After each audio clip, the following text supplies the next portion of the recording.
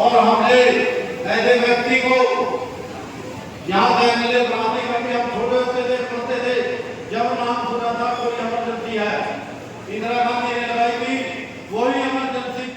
आपके सभी चैनल के माध्यम से मैं संविधान निर्माता मेरे मसीहा बाबा साहब doctor B are Ambedkar ji व हमारे समस्त महापुरुषों के चरणों में नमन करते हुए मुझे खुशी है आपको बताते हुए, जनता को अवगत कराते हुए कि बाबा साहब के पुत्र माननीय भीमराव यशवंतराव अंबेडकर जी आज मेरे साथ बैठे हैं और हरियाणा की पवित्र भूमि पर, कुरुक्षेत्र की पवित्र धरा पर शाहबाद हल्के से मैं मिशन एकता पार्टी की उम्मीदवार हूं।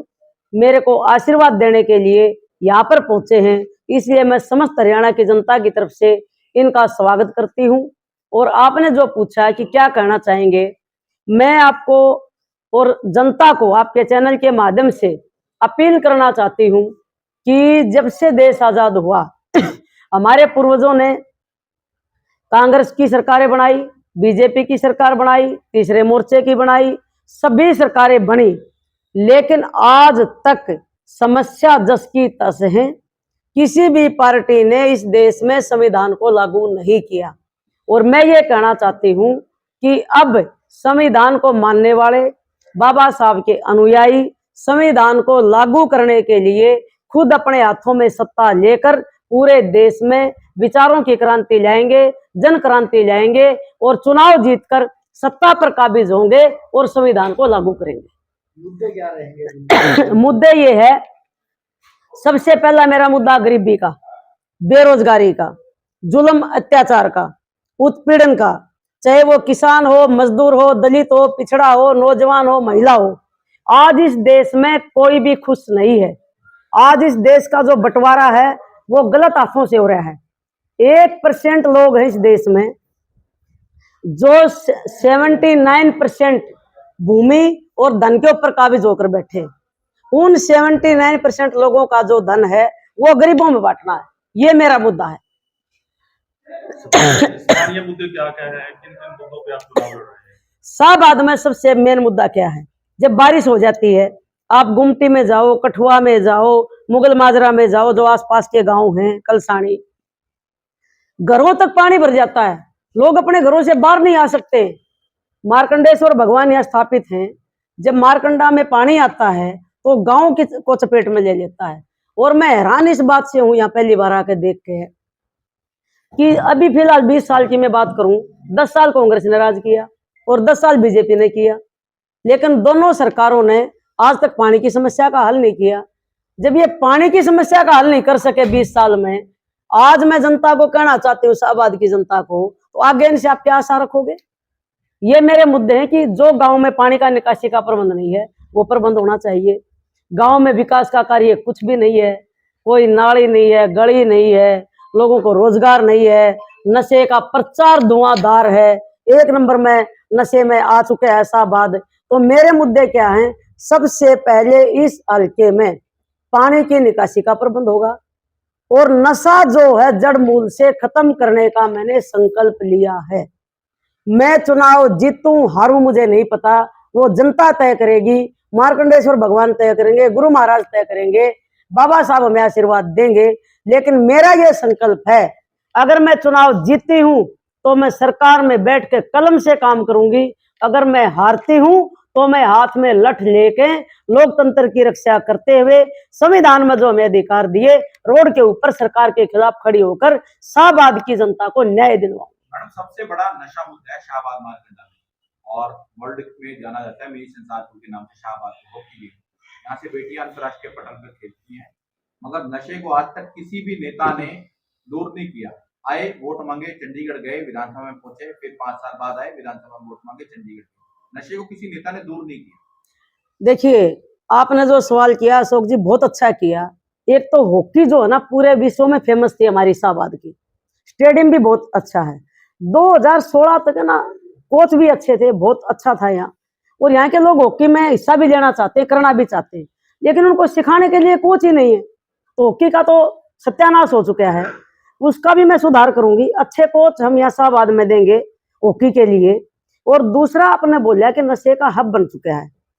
आपकी प्रेस के माध्यम से मैं भूपेंद्र हुड्डा से पूछना चाहती हूँ, उसने हरियाणा प्रदेश में जो लोग जमीन से जुड़ के काम कर रहे थे उन लोगों को टिकट ना देके ऐसे लोगों को टिकट दी है जो मोटे पैसे कमा चुके हैं नशे के कारोबार में, मोटा पैसा लेके करोड़ों रुपए, और इस शाहबाद की हल्का को बेच दिया है कांग्रेस पार्टी ने।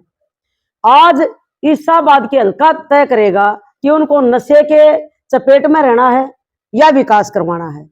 मैं जो लड़ाई लेकर आई हूँ नशे के खिलाफ लेकर आई हूँ, मैं जुल्म और जाति के खिलाफ लेकर आई हूँ, मैं भ्रष्टाचार के खिलाफ लेकर आई हूँ, मैं पुलिस के गुंडे राज के खिलाफ आई हूँ। मैं यहाँ की जनता को न्याय दिलाने के लिए हर संभव काम करूंगी। सत्ता में आके कलम से करूंगी, सत्ता से बाहर रह के मैं हाथ में लठ लेके झंडा डंडा लेके रोड पे आके इस हल्के शाहबाद की किस्मत को चमकाऊंगी। ये मैं आपसे वायदा करती हूँ। मैं जातिवाद में कभी विश्वास नहीं करती हूँ। मेरा नारा है ना जाति ना धर्म, मानवता ही कर्म। दलित इस देश में वो है जिसको सदियों से दबाया गया है, चाहे वो महिला हो। महिला अपर कास्ट में भी दबी हुई है। अगर मैं महिलाओं समाज की बात करूं, वो भी दलित हैं, चाहे वो ठाकुर के घर की है, चाहे ब्राह्मण के घर की है, चाहे बनिया के घर की है। वो उस महिला को मैं दलित मानती हूँ, क्योंकि उसको बाहर निकल के काम करने का अधिकार हमारे समाज में पुरुष प्रधान देश में नहीं है। तो मैं महिलाओं को दलित मानती हूँ। दलित हम वो हैं, चाहे वो किसी भी जाति के हों, चाहे धर्म के हों, जो व्यवस्था में शामिल नहीं है, जिनका विकास नहीं हुआ, जिनको दबाया गया, जिनके पास खाने के लिए रोटी नहीं है, मकान नहीं है, कपड़ा नहीं है, रहने के लिए घर नहीं है, पढ़ने के लिए शिक्षा नहीं है, बीमार हो जाए दवाई नहीं है, और सम्मान और स्वाभिमान के साथ सिर ऊंचा करके वो जी नहीं पा रहे। वो इस देश में, इस प्रदेश में, इस हल्के में सब दलित हैं, और मैं उन सब दलितों की आवाज उठा रही हूँ, चाहे वो किसान है, चाहे मजदूर है। पंजाब के मुख्यमंत्री ने कहना चाहूंगी, अगर जनता को अपना भला करना है, चाहे वो कांग्रेस हो, बीजेपी हो, आप हो, ये सब एक थैली के चट्टे बट्टे हैं। इनकी उत्पत्ति एक ही माँ से हुई, आरएसएस से। और आरएसएस जो है अंग्रेजों के बाद में सबसे खतरनाक संगठन है किसान, मजदूर, महिला, दलित और पिछड़ा सबके लिए। इनकी करनी और कथनी में अंतर है। ये बोलते कुछ हैं, करते कुछ हैं। जैसे बुगला सफेद होता है, अंदर से जब उसको मिल जाए कीड़ा मकोड़ा उसको खा जाता है, ऐसे ही मैं आरएसएस के चरित्र को बोलती हूँ कि ये बुगला भगत है, मुंह में इनके राम राम है, बगल में इनके छुरी है, और वो छुरी घोप के कांग्रेस, बीजेपी, आप जो भी ये लोग हैं, ये सब आरएसएस से निकले हुए लोग हैं। अंग्रेजों के बाद पार्टियां बनी तो इन लोगों ने पीठ में छुरा घोपा है, पेट में छुरा घोपा है, और किसी ने भी रोजगार देने की बात नहीं की। इसलिए आज हमारा पंजाब नशे की चपेट में है। हमारा पंजाब का नौजवान विदेशों में पलायन कर रहा है, और हमारे मुख्यमंत्री कहते हैं कि हम विदेशों में रोजगार देंगे। उन मुख्यमंत्रियों से पूछना चाहती हूँ जो पूर्व मुख्यमंत्री हैं, मनोहर लाल खट्टर भी कहते हैं विदेश में रोजगार देंगे। अरे तेरा हरियाणा तो बर्बाद हो गया, तू यहाँ का मुखिया है, पहले हरियाणा को तो संभाल ले, विदेश में तेरी क्या औकात है, तू रोजगार देगा। समझो आप इस बात को, ये हमें समझना पड़ेगा, ये जनता को समझना पड़ेगा। ये जो मक्कार लोग हैं, चाहे वो कांग्रेस के हों, चाहे बीजेपी के हों। और एक बड़ी बात मैं आपको कहना चाह रही हूँ, ये जो दलित समाज के लोग हैं, जो आज बाबा साहब के संविधान की बदौलत आरक्षण लेके एमपी एमएलए बन रहे हैं, मैं आपके माध्यम से कह रही हूँ कि इस देश में राजनीतिक आरक्षण खत्म होना चाहिए। इनको औकात का पता चल जाएगा, ये गांव के मेंबर बन के दिखा दियो। आज ही हमें हमारी दलाली करते हैं समाज की, और ये जूते भी खा रहे हैं और हमें भी पिटवा रहे हैं। ये मैं कहना चाहती हूँ। मैं भीमराव यशवंतराव अंबेडकर हूं, डॉक्टर बाबा साहब अंबेडकर का नाती हूं। The Buddhist society of India Samata Sainik Dal Republican party का प्रेसिडेंट हूं। देश के कई राज्यों में मेरी संगठन है। आज मैं हरियाणा, कल से मैं 2 दिन से हरियाणा में हूं। कांताबेन यहां से शाहबाद से इलेक्शन लड़ रही है। मिशन एकता पार्टी है उनकी, उनको सपोर्ट देने के लिए मैं इस शहर में आज हाजिर हूं, इस क्षेत्र में, अमदारकी के क्षेत्र में हाजिर हूं। हरियाणा में देखा जाए कई अंबेडकरवादी पार्टियां हैं बसपा को लेके, लेकिन लगातार आने के बाद मुझे ऐसा लगा यहां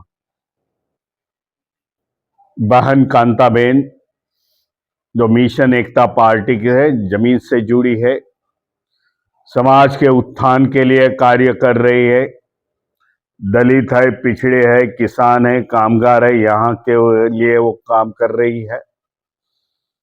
आज तक काम वो सामाजिक काम था उनका, लेकिन अभी ये चुनाव में वो चुनाव लड़के ये काम बढ़ाना चाहती है। संदेश देने के लिए आया हूं। भाई इनको चुन के देते हैं तो अपनी सभी की आवाज हरियाणा के विधानसभा में लगा देंगी और हक और अधिकार की दलित, पिछड़े, कामगार, किसान की आवाज इस विधानसभा में खड़ी करेंगी। भाई ये क्षेत्र है, आरक्षित क्षेत्र है। हरियाणा में कुछ 19 आरक्षित क्षेत्र है, 17 आरक्षित क्षेत्र है। कई सालों का ये देखा जाए, जहां से आरक्षित क्षेत्र से शेड्यूल कास्ट के लोग चुन के आते हैं, उनको कोई आवाज नहीं होती, कई समाज पर बात नहीं करते। जो पार्टी का एजेंडा है वो पार्टी का एजेंडा पर बात करते हैं, इसलिए समाज में उत्थान नहीं है, उसमें उन्नति नहीं हो रही है। उनके विषय और उनकी समस्या असेंबली में नहीं उठती है। इसके लिए मैं इसे आरक्षित क्षेत्र से बहन कांताबेन को चुन के लाऊं और उनकी आवाज असेंबली में रखो, एक बात के लिए मैं यहाँ आया हूँ। बदलाव देख रहा हूं 2 दिन से मैं यहां कि लोग जो प्रस्तापित पार्टी है, कांग्रेस है, बीजेपी है, आप है, इससे लग के, इससे छोड़ को एक दूसरा विकल्प देखने जा रहे हैं। उनके सामने आज मिशन एकता पार्टी का विकल्प है इस हरियाणा में, वो मैसेज हम देने के लिए आए। जय भीम, जय संविधान। कांग्रेस पार्टी ने आरोप लगाया भाई ऐसे है कि 75 साल हो चुके हैं स्वतंत्रता का मिलने के बाद। ज्यादा समय कांग्रेस पार्टी इस देश में सत्ते में रह गई। उस समय कांग्रेस ने कभी संविधान की बात नहीं की, संविधान लेके कई मीटिंग में गए नहीं इनके नेता।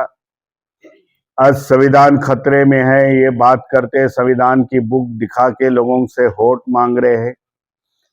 पहले ये बात करते थे, 70 साल पहले बात करते थे तो ये नौबत नहीं आती थी। ये भी आपके माध्यम से मैं बताना चाहता हूं कांग्रेस वाले को। देखा उन्होंने 2024 के पार्लियामेंट के इलेक्शन में संविधान को मानने वाले इनकी संख्या इस देश में ज्यादा है। जो 85% लोग हैं उनको भी समझ में आ गया कि संविधान हट जाए तो हमारे हक और अधिकार निकल जाएंगे, हमारे को फिर से वही नौबत आई जाएगी जो पहले थी। इसके लिए वो संविधान के साथ खड़े हो गए। कांग्रेस पार्टी इंडिया गठबंधन नहीं जीती, संविधान को मानने वाले लोगों ने इनको जिताया है, ऐसा मेरा दावा है। जय भीम।